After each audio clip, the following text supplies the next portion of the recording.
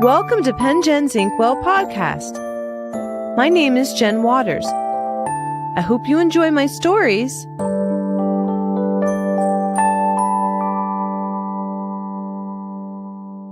Similar to Cheese Sunday, I got the idea for Oak Apple Day from the international holiday book that I stumbled across in the Buena Vista Burbank Public Library. Oak Apple Day is a British holiday observed May 29th to celebrate the restoration of the British monarchy in May 1660. The holiday sometimes consists of wearing oak apples. If you don't wear a sprig of oak, you can get pinched in the bum, stung with nettles, or thrashed with birds' eggs.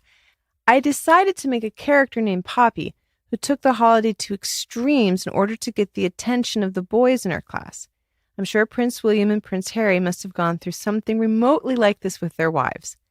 The holiday reminded me a bit of the rivalry between men and women, back to Adam and Eve, with the reference of the original sin with the temptation of the apple.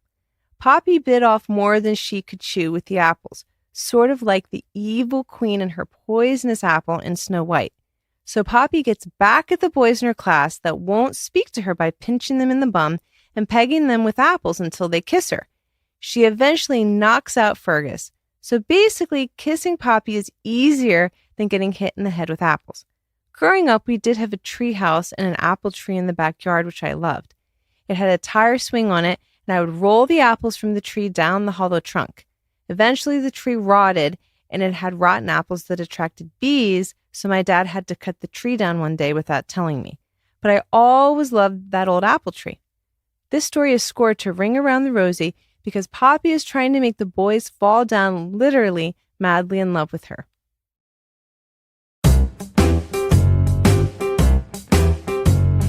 It's Oak Apple Day, said 10-year-old Poppy Marigold during lunch at Kensington Park Gardens Primary School. Each year, the British celebrate Royal Oak Day on May 29th in celebration of King Charles II's birthday. At risk of being stung with nettles or pelted with birds' eggs by her schoolmates, Poppy wore an oak apple round her neck. She even tucked sprigs of oak leaves in her pockets to make sure that she was adequately dressed for the day. As tradition had it, if a student didn't wear a costume in celebration of King Charles II's birthday, they were to be pinched. Pinched in the bum, that is.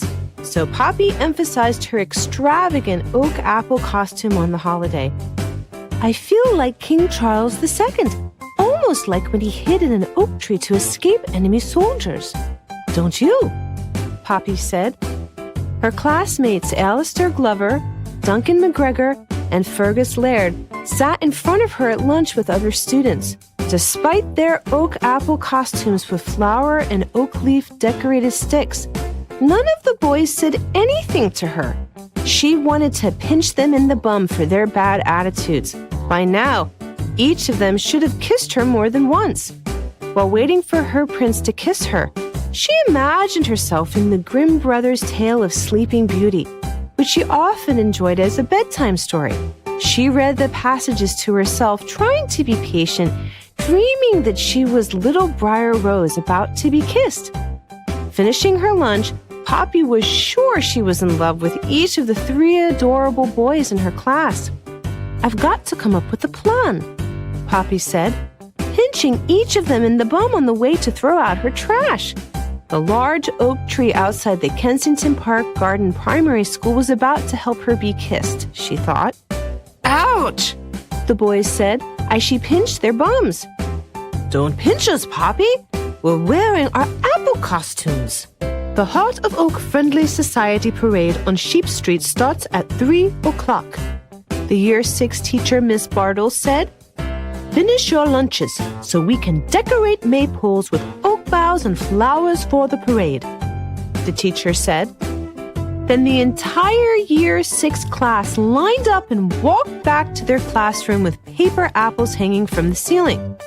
Before lunch, Miss Bartles hung a large wreath on the classroom door with staves decorated with wooden oak apples. During the annual Heart of Oak Friendly Society Parade, people danced around the maypoles, wearing oak leaves. This year, I'm going to sneak up the oak tree and drop apples on Alastair, Duncan, and Fergus, Poppy whispered.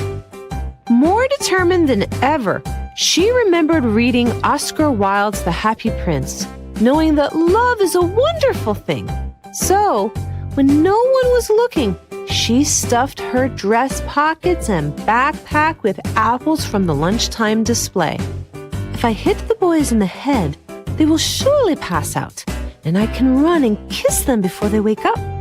If one of them wakes up when I'm kissing him, it will be true love, and everyone will know it. It has to be why King Charles II had Oak Apple Day in the first place.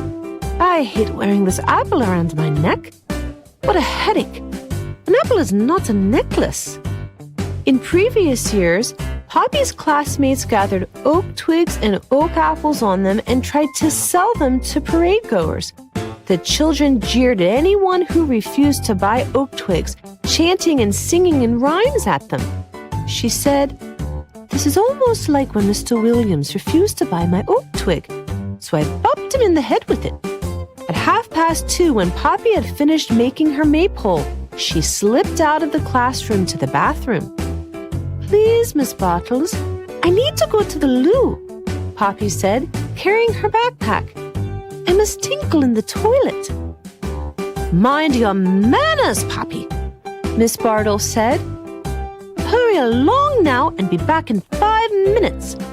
"Yes, indeed," Poppy said, running down the hall to the side door and then to the nearby oak tree after visiting the loo. She quickly climbed up the oak tree, hoping that Miss Bartles wouldn't notice that she went missing. After positioning herself on a sturdy tree branch over Sheep Street, she was sure she had good aim at any of the boys. "I should have thought of this plan last year," Poppy said, eyeing the school's front door and biting into an apple.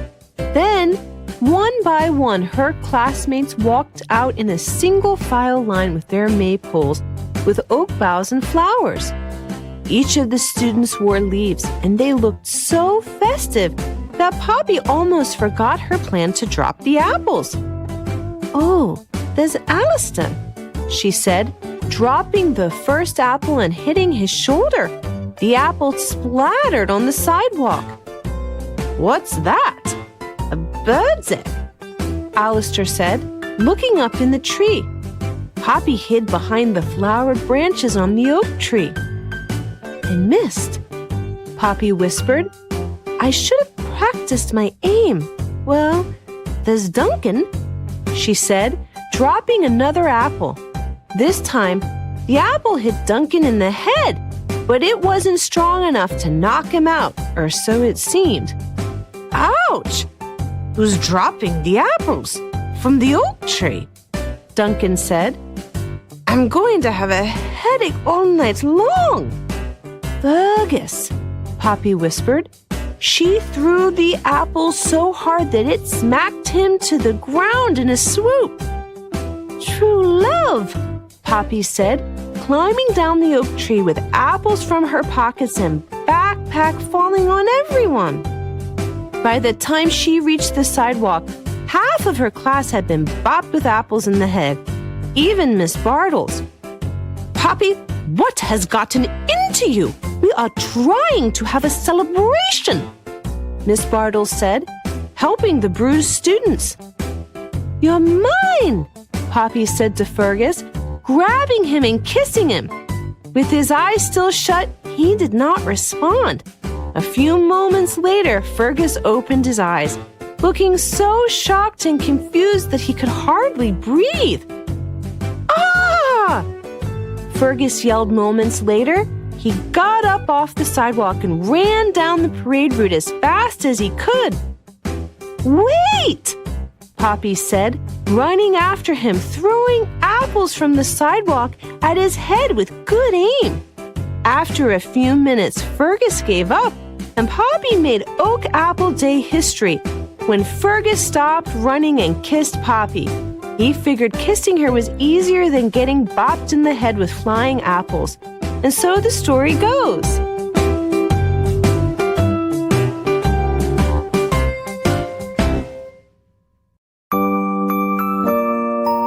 This has been Pen Gen's Inkwell Podcast. I wrote and performed all the original stories in the podcast.